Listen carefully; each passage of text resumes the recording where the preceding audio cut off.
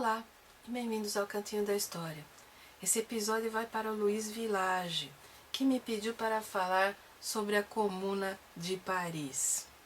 E eu não quero fazer um inventário e reproduzir a cronologia da Comuna. Eu quero pensar uma série de antecedentes, porque é o que eu já falei várias vezes aqui para vocês. Inventários de fatos, cronologias, isso vocês encontram em qualquer enciclopédia. Um olhar diferenciado, pistas para entender as abordagens historiográficas e a construção da memória, aí a gente conversa de maneira diferente. Primeiro vamos pensar o que é uma comuna, o que significa a palavra comuna.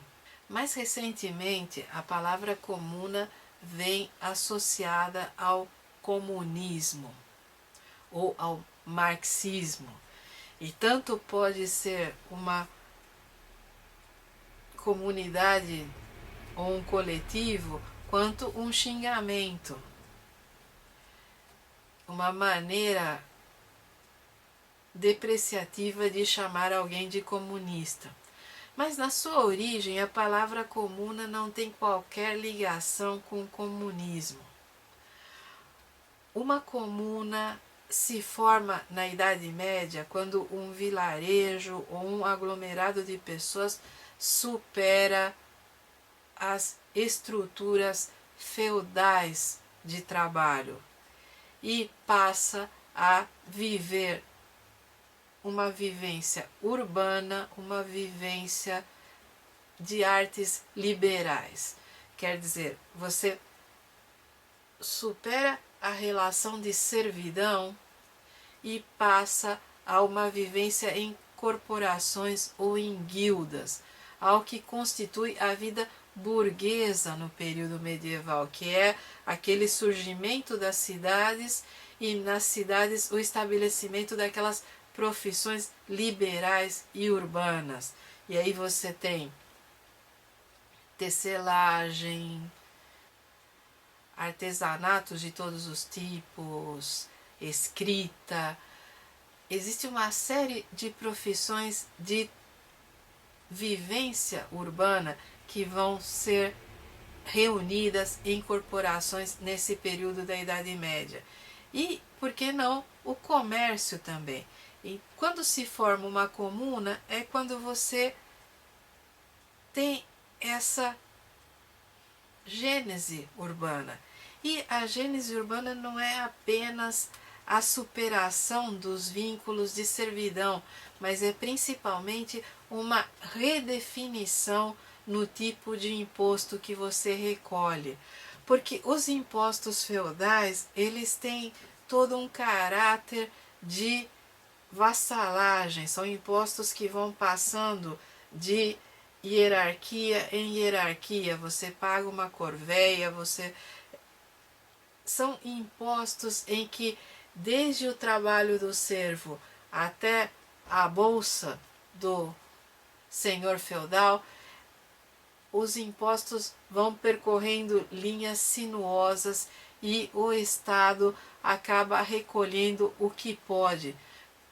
Na maior parte das vezes, nem Estado existe nesse período no sentido moderno do termo.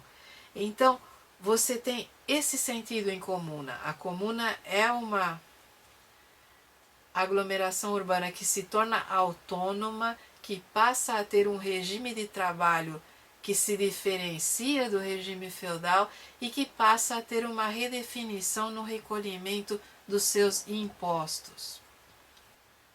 Existem comunas livres e existem comunas que recolhem impostos para determinados senhorios, mas uma boa parte da definição de autonomia gira em torno da questão fiscal. E o que isso tem a ver com a Comuna de Paris? Veja você que no momento em que se dá esse período. E é interessante porque se fala tanto na Comuna de Paris e são 2 meses. Vai de 26 de março a 28 de maio de 1871. São 2 meses em que as classes populares, se é que a gente pode dizer assim, tomaram o poder em Paris e em várias outras cidades da França e tentaram redefinir as estruturas das profissões e dos impostos. Tadã! E é por isso que o nome escolhido foi Comuna. Pensa um pouco, Luiz. Você tem lá no fim do século XVIII a Revolução Francesa. E a Revolução Francesa vira a estrutura social de ponta cabeça e decapita o rei e decapita um monte de nobres e manda outros nobres para o exílio, e Napoleão faz a reforma agrária e todo o cálculo dos impostos é modificado. E aí então depois de Waterloo vem a restauração com os Bourbons, e depois tem o Luís Felipe, o rei cidadão, e 1848 e posteriormente Napoleão III. E nessas e outras, o povo sempre com aquela carga medonha de impostos, e toda vez que surge uma guerra, os impostos aumentam e novos impostos são inventados.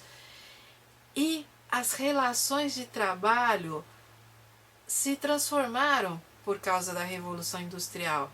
A França perdeu grandes nichos de comércio porque as ilhas britânicas estabeleceram um império, e nesse império elas não apenas têm acesso à matéria-prima a preços ridículos, mas também elas têm seu próprio mercado consumidor. Os britânicos estão no ápice da tecnologia da máquina, a máquina a vapor, os teares, e isso faz com que sua produção aumente. A gente aprende na escola que a França então se concentrou na manufatura e que combateu quantidade com qualidade. Mas isso não refresca a situação do povo. O povo está lá sofrendo com relações de trabalho medonhas e, para complicar, Napoleão III se envolveu na Guerra Franco-Prussiana e perdeu. E a Prússia anexou a Alsácia-Lorena, arrancou um pedaço da França. Quando as tropas chegaram às portas de Paris, os nobres capitularam. O entorno de Napoleão III quis se render aos prussianos.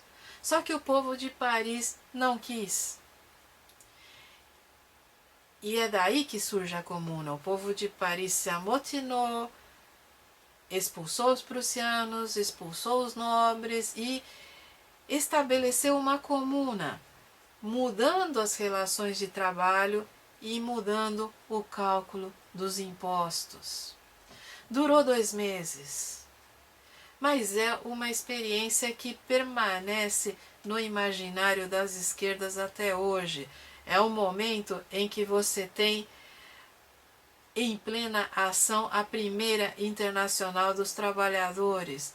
É o momento em que Bakunin está brigando com Marx e em que se discutem as relações de trabalho, em que tanto comunistas quanto anarquistas estão estabelecendo seus textos base e toda aquela ideologia que para o fim do século XIX e a maior parte do século XX vai definir o perfil das esquerdas.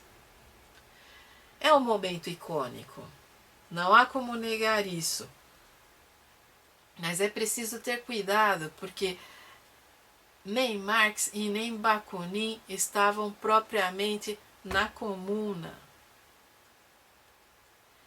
Muitas das discussões que se deram nas internacionais não estavam centralizadas na França, e sim na Inglaterra, que é onde Marx morava e onde a Revolução Industrial estava triturando os trabalhadores, estava negando os mais básicos direitos de cidadania em nome do lucro.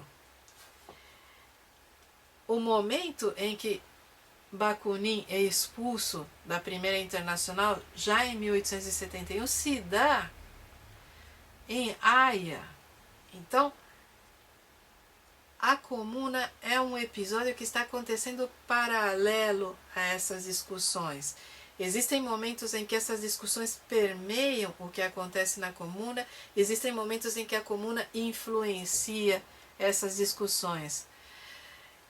Eu já te passei alguma bibliografia, o livro do Joyer principalmente, e você vai encontrar narrativas sobre a Comuna do ponto de vista anarquista e do ponto de vista comunista. Mas é importante ter uma noção do que era a França nesse período e principalmente do que se esperava de uma comuna. Quais eram as reivindicações? E essas reivindicações iam desde a extensão da jornada de trabalho, o cálculo dos pagamentos, o modo como os impostos eram recolhidos, o modo como esses impostos eram destinados, a autonomia nas relações de trabalho. Nesses 2 meses em que a Comuna funcionou, a França estava um caos e várias outras cidades se sublevaram também. A retomada foi como é de praxe, uma repressão violenta, prisões, execuções. Não há muita diferença aí entre o que acontece em Paris e o que acontece no interior da França. À medida em que os prussianos se retiram satisfeitos com o final da guerra e com a anexação da Alsácia-Lorena, e os grupos sociais se reagrupam e a nobreza volta a ter a sua expressão, o espaço para os trabalhadores volta a diminuir. E a comuna acaba em repressão e acaba em morte. Uma das coisas mais importantes que você deve refletir, e aí já é uma consequência. A tradição de radicalismo dos parisienses está completando praticamente 200 anos por ocasião da Comuna. Por quê? Porque sempre houve um potencial para a revolta em Paris. E eu digo isso porque Luís XIV, lá nos idos de 1700, foi atacado em Versalhes mais de uma vez pelo populacho. É claro que eles não passavam do portão, mas jogavam comida podre, berravam e se sublevavam. Se sublevavam por pão de qualidade, por menos impostos, por relações de trabalho mais factíveis. Posteriormente, no final do século XVIII, a gente tem a Revolução Francesa, e a Revolução Francesa coloca Paris abaixo. E em 1848 a gente tem o Novo Levante, e em 1871 você tem a Comuna. Então, essa tradição de insurreição e de radicalismo de Paris passava muito pela arquitetura, porque Paris era uma cidade medieval, com ruazinhas muito claustrofóbicas, calçamento em paralelepípedos e também uma geografia muito truncada de algo que cresceu de maneira confusa. E o que os amotinados faziam, o que os radicais faziam toda vez que sublevavam Paris? Eles arrancavam os paralelepípedos, eles pegavam entulho de todos os tipos e faziam barricadas. Paris era a cidade das barricadas toda vez que havia um levante popular. Uma das consequências da Comuna é a reforma de Paris, a reforma que já vinha em andamento desde 48, e a nova geografia de Paris. Paris vai entrar ao século XX totalmente reconstruída. Todos os cortiços vão ser removidos, as avenidas vão ser rasgadas na geografia urbana de maneira radial. Então você tem aquele monumento central e todas as principais avenidas saindo dele como um gigantesco sol. E para que isso? Para que toda vez que os parisienses se amotinassem, a cavalaria pudesse descer largamente pelas avenidas e sitiar os manifestantes, os revoltosos, naquela praça central, para poder controlar a cidade. Essa nova geografia, essa nova mostra do poder das classes dominantes vai ser decisiva quando os alemães entrarem em Paris.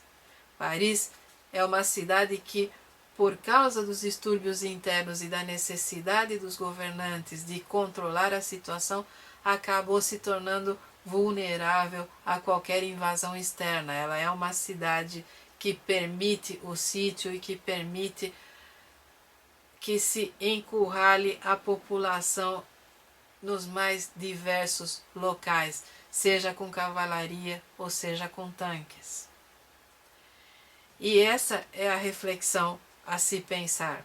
Eu não gosto daquela abordagem antiga do material didático com história, suas causas e suas consequências. Mas é importante que se pense muito quando a gente trabalha esses conteúdos com os alunos mais jovens, que todo ato de revolta tem consequências e que para cada rebelião heróica da população civil, para cada barricada que houve em Paris, a retomada do poder pelos setores dominantes foi cada vez mais cruel. A cada levante libertário ou liberal, a retomada do poder pelos setores mais extremistas da reação se dá quase que automaticamente. A história da França é um dos maiores reflexos disso. A França está na Quinta República. Porque para cada momento de liberdade se sucedeu um momento de repressão. No caso da Comuna e da revolta de 48, o que a gente tem é a remodelação de Paris e as novas estratégias de controles de multidão. E depois disso, Paris não terá novamente um momento de revolta como aqueles que aconteceram nos séculos XVIII e XIX. Mesmo 1968, que as esquerdas tanto endeusam, nem sequer se compara à Comuna e a 48 e muito menos à Revolução Francesa. Então, Luiz, leia com atenção o material sobre a Comuna, veja por que os anarquistas contam a história de um jeito e os comunistas contam de outro. Preste bastante atenção nos detalhes e a gente vai conversando pelo Facebook. Se ficou alguma dúvida, crítica, sugestão ou comentário, vocês todos já sabem onde me encontrar. Eu estou lá no Facebook, na página Cantinho da História, ou no meu blog, que vai passar por aqui. Eu demoro, mas respondo.